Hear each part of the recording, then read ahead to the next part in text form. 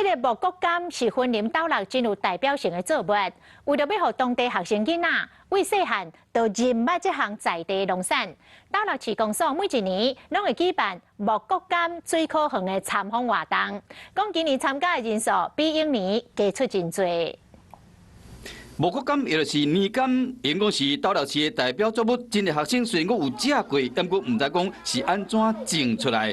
为了让大家了解这项在地作物，斗六市公所当年拢会举办果子园的参观活动。他们有吃过茂谷柑吗？有。吃起来感觉怎样？甜的。这个也是让他们了解说，我们的水果是从3月份开花。到现在1月份采收，这中间的过程。